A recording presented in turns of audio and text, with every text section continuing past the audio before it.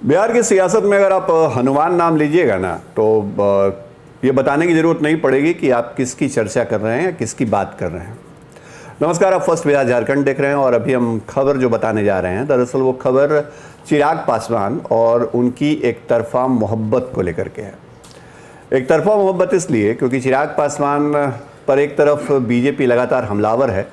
BJP ने चिराग का जो राजनीतिक उनकी विरासत रही रामविलास पासवान की, उसको ख़त्म कर दिया। बीजेपी ने जो बंगला है वो छीन लिया। लेकिन चिराग पासवान अभी भी प्रधानमंत्री नरेंद्र मोदी या फिर उनके जो करीबी बड़े नेता हैं उनके ऊपर कोई टिप्पणी नहीं करते हैं।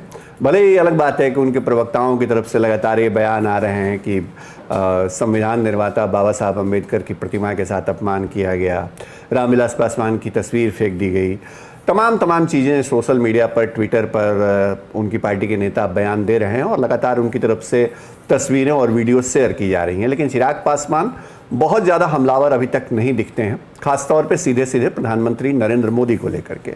लेकिन चिराग के पास मौजूदा स्थिति में विकल्प बहुत सीमित हो गए हैं। आप याद करिए उस दौर को जब चिराग पासवान के चाचा पशुपति पारस ने बगावत की थी और चिराग को ही पार्टी से बाहर कर दिया था। मतलब अपनी पार्टी के जितने सांसद थे चिराग पासवान के लोक जनशक्ति पार्टी के, अकेले सिर्फ चिराग पासवान को छोड़ करके बाकी सभी सांसदों को लेकर के चाचा पशुपति पारस जो है वो पार्टी पर दावा कर बैठे थे। उसके बाद वो केंद्र में मंत्री बन गए।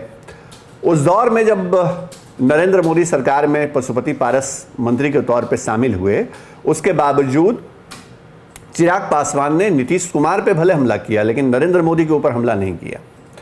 यूपी चुनाव लड़ने के लिए चिराग पासवान ने कमर कसी, लेकिन ये उनकी एक तरफा मोहब्बत ही थी कि वो यूपी भी चुनाव लड़ने उस तरीके से नहीं गए। मतलब जो प्रचार अभियान उनको प्रधानमंत्री नरेंद्र मोदी के संसदीय क्षेत्र वाराणसी में करना था, बनारस में करना था, उसके लिए भी वो नहीं गए। हालांकि बैनर पोस्टर बड़े लगा दिए गए थे। अब चिराग पासवान का बंगला खाली कराया गया है तो दर्द है, और दर्द के बाद राजनीतिक विकल्प की कमी है चिराग पासवान के पास। दरअसल चिराग पासवान आज जिन राजनीतिक परिस्थितियों का सामना कर रहे हैं उस दौर में उनके पास अब ये फैसले की घड़ी है या वो उस मुहाने पर खड़े हैं जहां उनको फैसला लेना होगा कि वो किसके साथ जाएंगे। नीतीश कुमार और बीजेपी के संबंधों में खटास आएगी, उनके लिए कोई नया विकल्प या नया दरवाज़ा खुल जाएगा, ये तो उम्मीद बहुत अरसे से वो लगाए बैठे हैं। लेकिन उन उम्मीदों का बहुत असर होता नहीं दिखता है।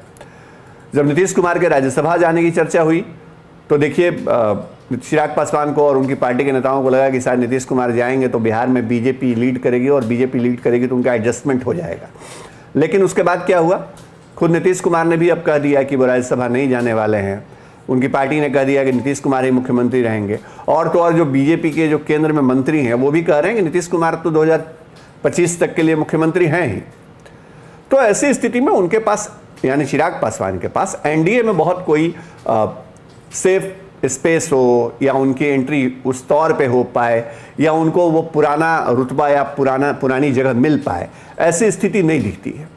चिराग भी अब इस बात को बखूबी समझने लगे हैं और इसीलिए उनकी पार्टी के प्रवक्ताओं की तरफ से बयान आने लगा है कि जो अपमान है वो किया गया बाबा साहब अम्बेडकर का, इस तरह से बंगला नहीं खाली कराना चाहिए था। दर्द है, टीस है।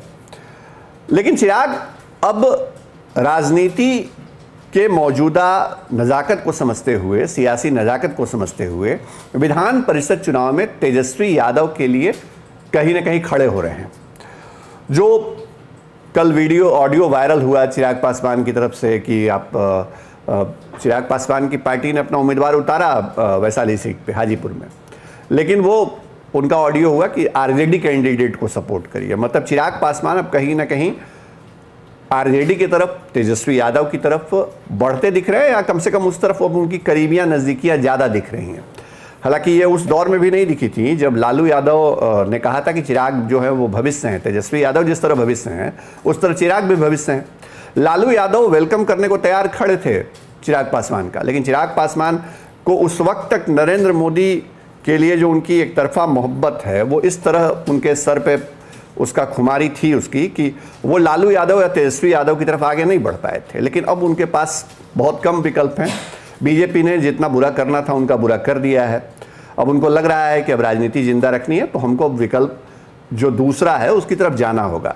अब तेजस्वी यादव किस हद तक चिराग को हाथ ले पाते हैं, क्या राजनीति में आगे हो पाता है, ये तो भविष्य के सवाल हैं। लेकिन एक बात जरूर है कि चिराग पासवान अब तेजस्वी की मदद या तेजस्वी के साथ कम से कम खड़े होने की कोशिश करते दिख रहे हैं। जो उनकी राजनीति का एक हिस्सा था कि वो बीजेपी के साथ हैं लेकिन नीतीश के विरोध में हैं, तो अब वो बात नहीं है। अब वो कह सकते हैं कि वो नीतीश कुमार एनडीए और बीजेपी के विरोध में कहीं ना कहीं अपने आप को स्टैंड करने के स्थिति में नजर आ रहे हैं।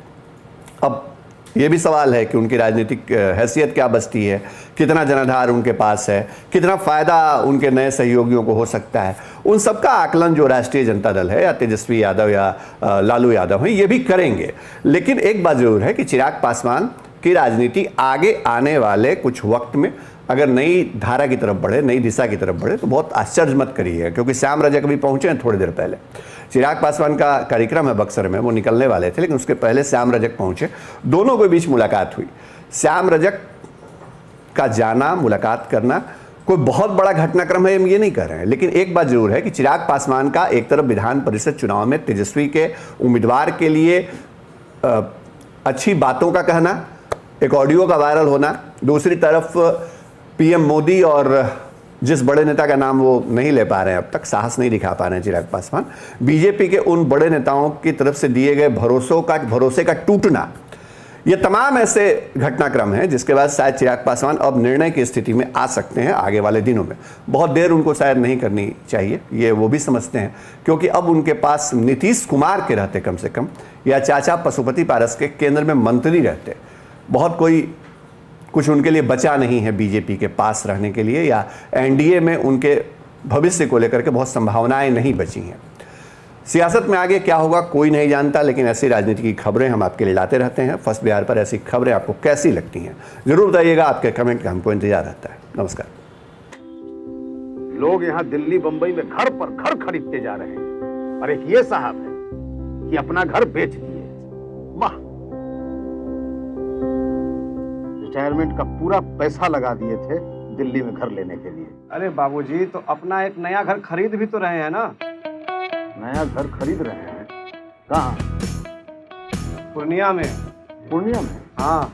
अरे बाबूजी, दिल्ली बंबई में घर खरीदना अच्छी बात है, लेकिन अपने घर पे घर खरीदना बड़ी बात है। देखिए, पूर्णिया में पनोरमा सिटी और पनोरमा हाइट दोनों जगह का ऑप्शन उपलब्ध है। देखिए और बुक कराइए। मतलब अपने शहर में अपना घर? जी बिल्कुल। अब कीजिए घर वापसी पूर्णिया के पैनोरमा सिटी और पैनोरमा हाइट में। पैनोरमा सिटी और पैनोरमा हाइट, आपके शहर में आपका अपना घर।